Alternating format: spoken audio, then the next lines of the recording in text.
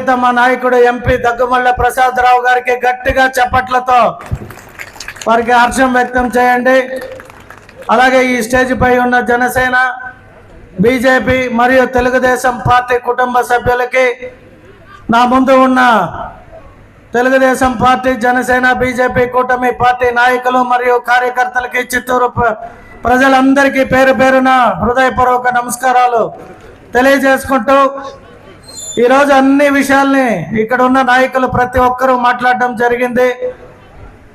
చిత్తూరు ప్రజలు 2024లో కూటమి ప్రభుత్వానికి 94% మ్యాండేట్ ఇచ్చింది.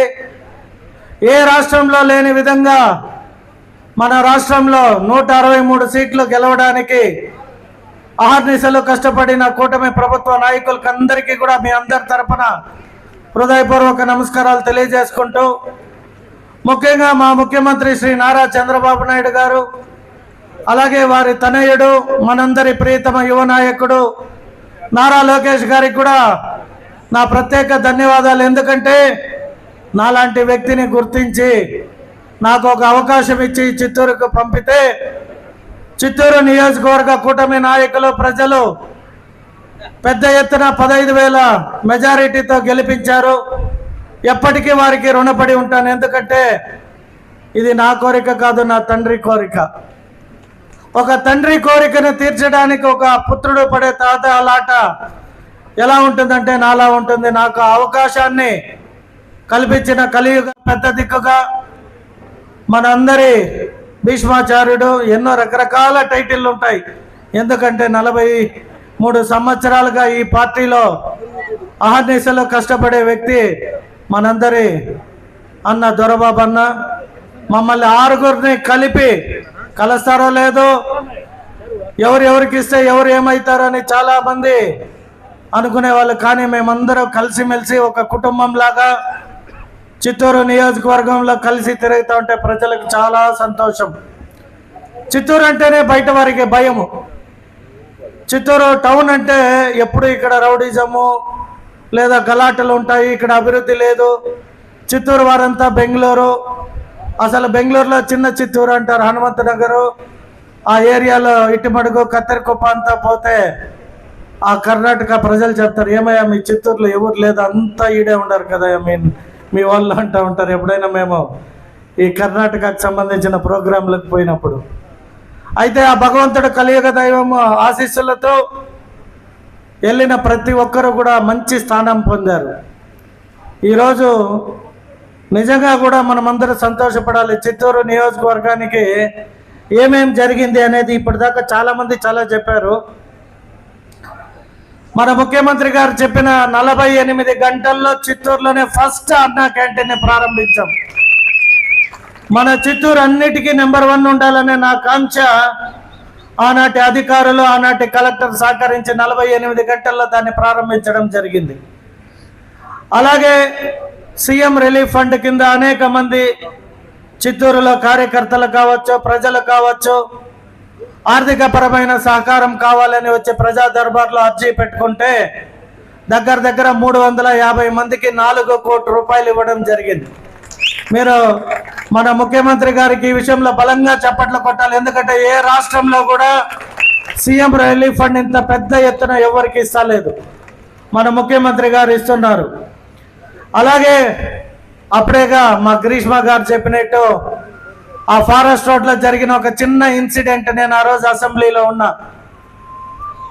ఆ కలర్ జిరాక్స్ తీసుకుపోయి పవన్ కళ్యాణ్ గారిని, మన ముఖ్యమంత్రి గారిని, యువ నాయకుడిని కలిసిన తక్షణం దానికి ఉన్న నిధులు 5 కోట్ల రూపాయలు శాంక్షన్ చేశారు.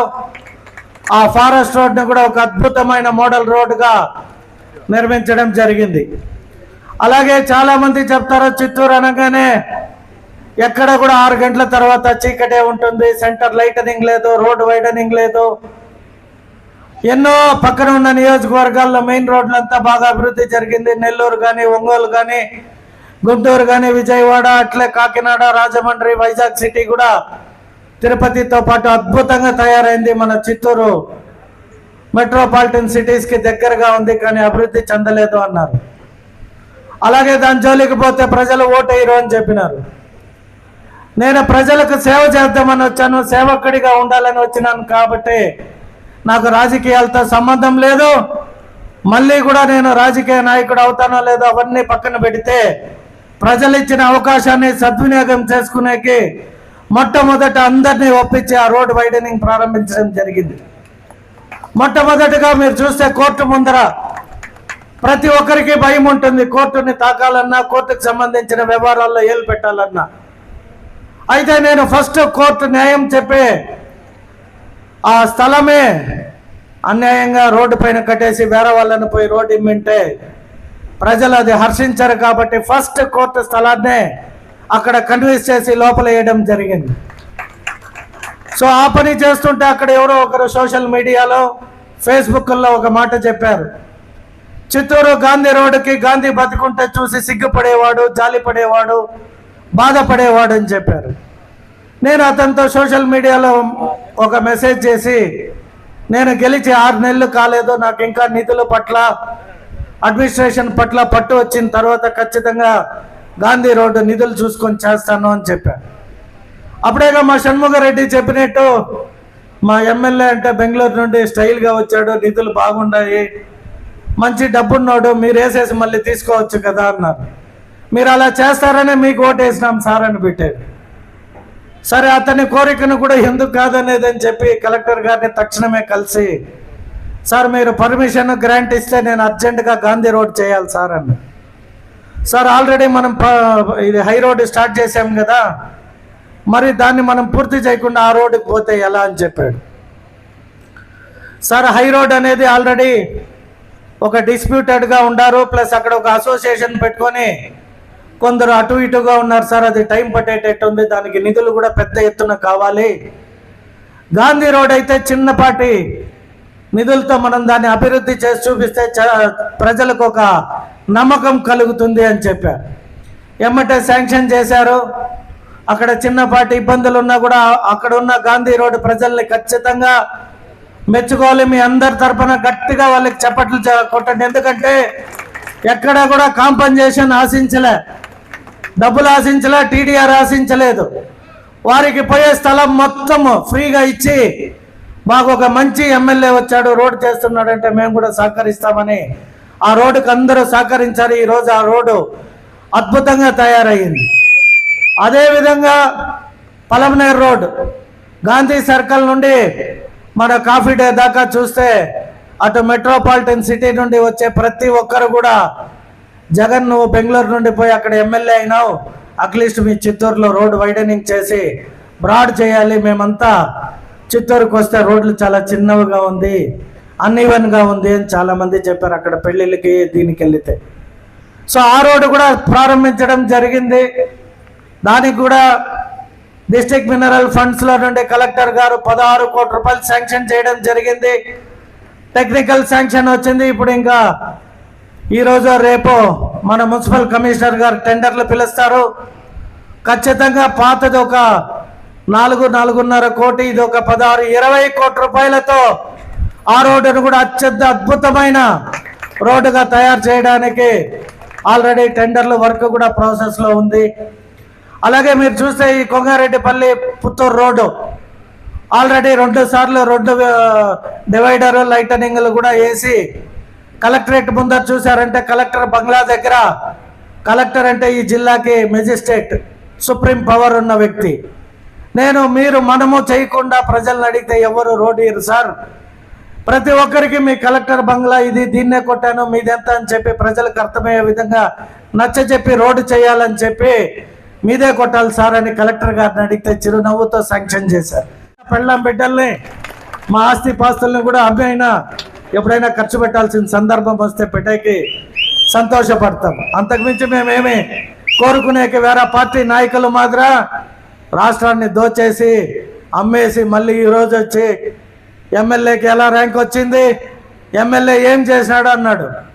ఎమ్మెల్యే ఏం చేసినామని 330 కోట్ల రూపాయలకి మీరు ఆర్టీఏ కింద ఏది కావాలన్నా మీకు అనుమానం ఉంటే, డౌట్ ఉంటే అప్లై చేసి తీసుకోండి.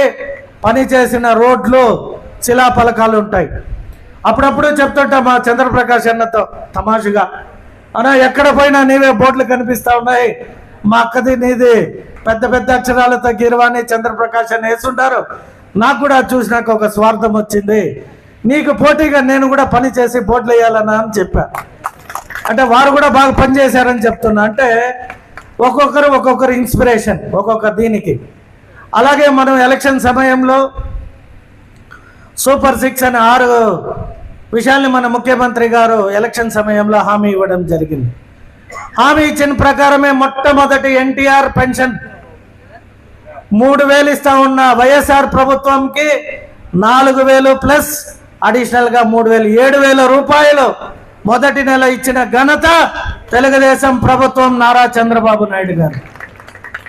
అలాగే తండ్రి గారి బాటలో పోటీ పడి పయనించే మన యువ నాయకుడు నారా లోకేష్ గారు ఎడ్యుకేషన్ శాఖ మంత్రివర్యులైనాక పిల్లలు బాగా చదువుకోవాలి, వారి తాత వారి తండ్రి ముఖ్యమంత్రులైన మన యువ నాయకుడు అమెరికా దాకా వెళ్ళి చదివి ఉద్యోగం చేసి విజ్ఞానం జ్ఞానం పొంది వచ్చారు. సో అలాగే చదువుని ఎవరి దగ్గర దోచుకోలేరు. ఆస్తులు ఉంటే దోచుకోవచ్చు, భయపెట్టచ్చు, బెదిరియచ్చు, తీసేసుకున్నారు.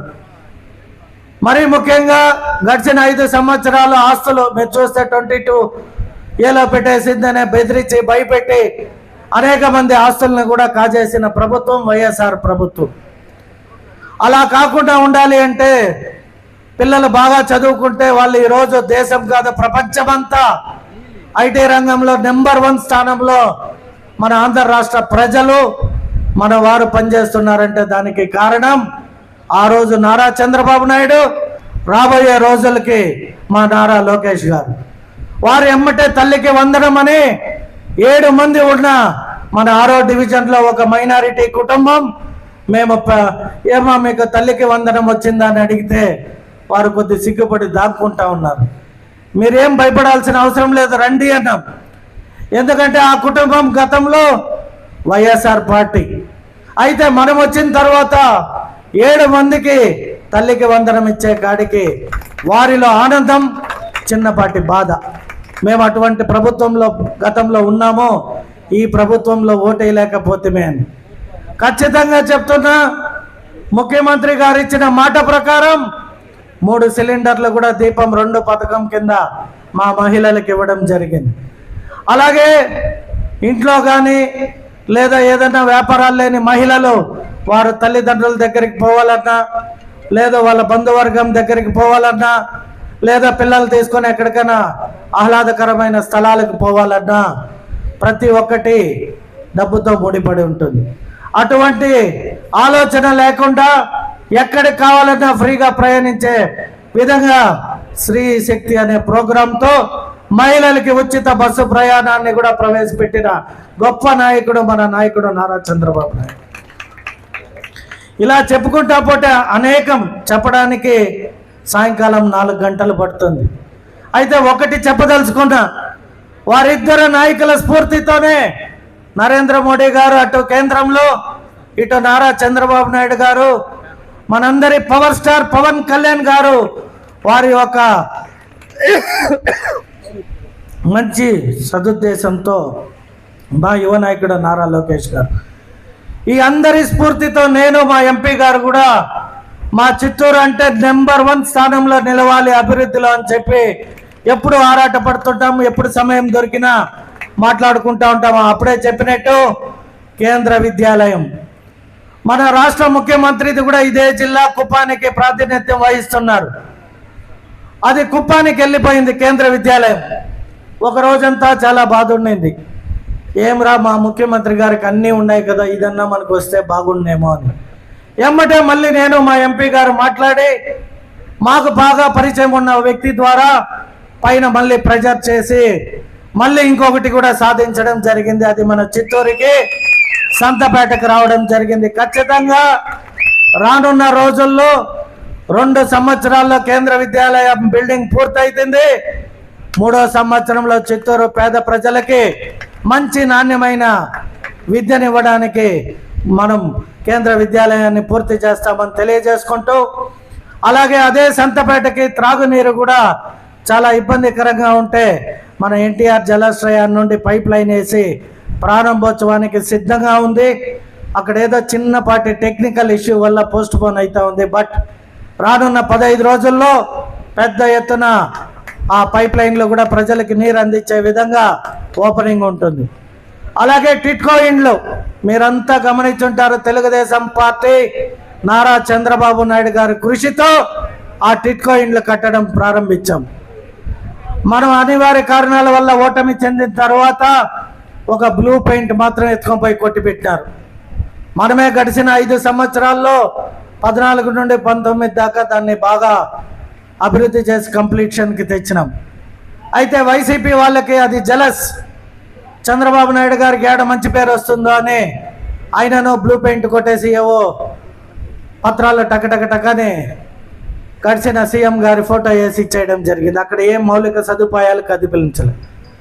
తర్వాత మన ముఖ్యమంత్రి గారు వచ్చిన తర్వాత మేము పోయి అందరూ ఎమ్మెల్యేలు ఇలా జరిగిందని చెప్తే మన మున్సిపల్ శాఖ మంత్రివర్యుల్ని పంపించి అన్ని టిట్కో హౌసెస్ని ఇక్కడ ఉన్న కమిషనర్ల ద్వారా రిపోర్ట్లు నివేదికలు తెప్పించుకొని అద్భుతంగా తయారు చేసి మళ్ళీ మనం వారికి బీగాలు ఇవ్వడం మొన్న జరిగింది.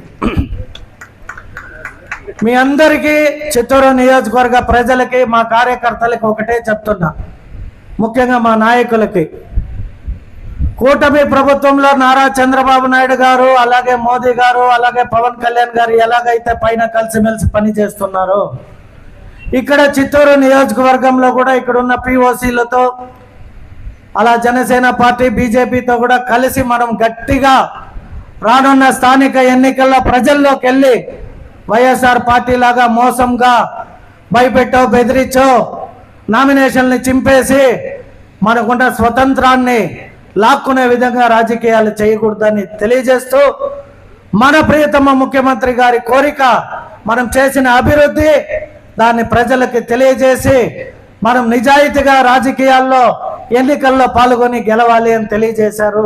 ఖచ్చితంగా ప్రజలు మనకి ఓటేస్తారు. దాన్ని మనం ప్రజల్లోకి వెళ్ళాలి. మీ అందరూ కూడా కలిసి 3 పార్టీ స్థానిక నాయకులు ప్రిపేర్ అవ్వండి.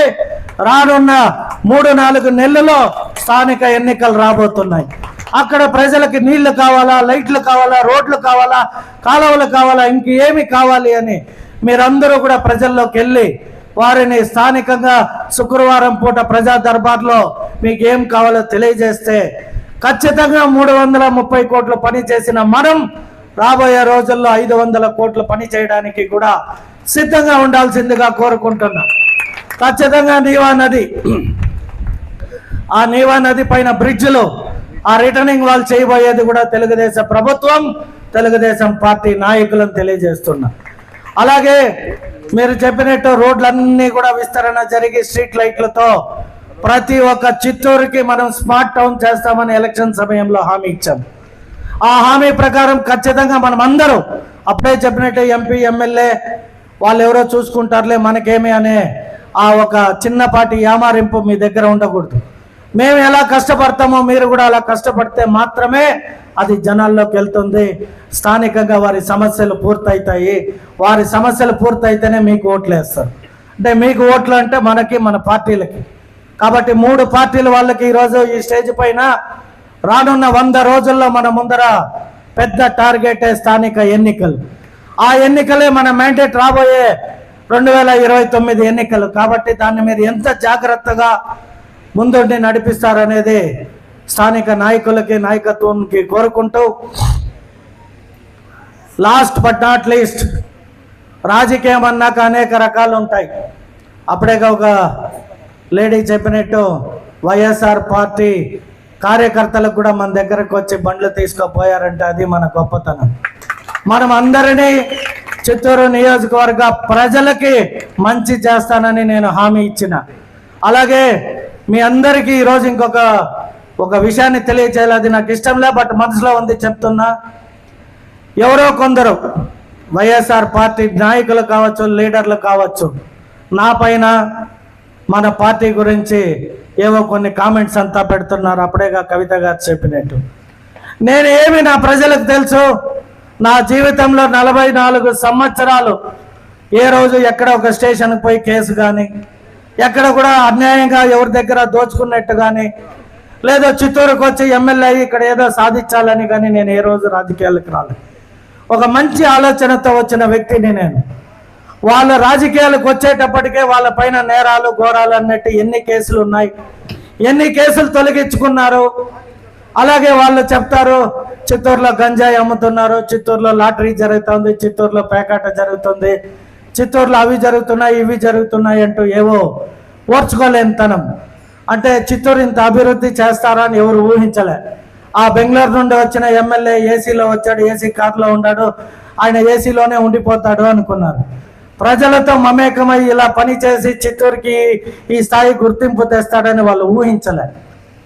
ఒక ఎమ్మెల్యేకి ఒక 10వ ర్యాంక్ వచ్చింది అని చూడగానే వాళ్ళు జీర్ణించుకోలేక నా పైన నిన్న ఏవేవో పెట్టారు. అంటే వాళ్ళు ఏదో పెట్టారు కదా అని చెప్పి నేనేం డిమారలైజ్ అయ్యే వ్యక్తిని కాదు. వాళ్ళు చెప్పిన వాటిని, వాళ్ళు చేసే పనులని వాళ్ళతోనే ప్రజల ముందర దోషిగా నిలబెట్టే రోజు వస్తుంది. ఈ చిత్తూరులో ఎవరు లాటరీలు నడిపించారు, ఎవరు గంజాయి అమ్మినారు, ఎవరు కల్తీ లిక్కర్ అమ్మినారు, ఎవరు ఈ చందనం ఎర్ర చందనం కానీ లేదా శాండ్ కానీ శాండిల్ కానీ అవన్నీ వాళ్ళ నామినేషన్ దాఖలాల్లో పెట్టుకున్నవారు. నేను నిజాయితీగా చేసిన వ్యాపారాన్ని నేను నా డాక్యుమెంట్ సబ్మిట్ చేసి నామినేషన్ దాఖలు చేసి ఎమ్మెల్యే మేము ముందర అయిన వ్యక్తిని.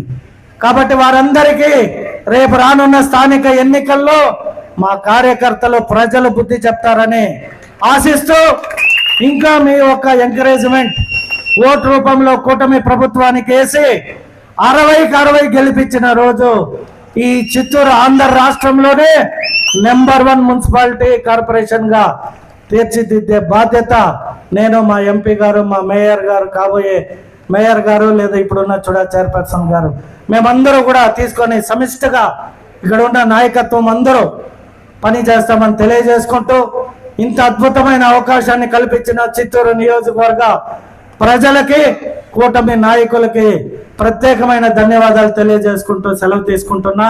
దయచేసి అందరూ మంచి భోజనాన్ని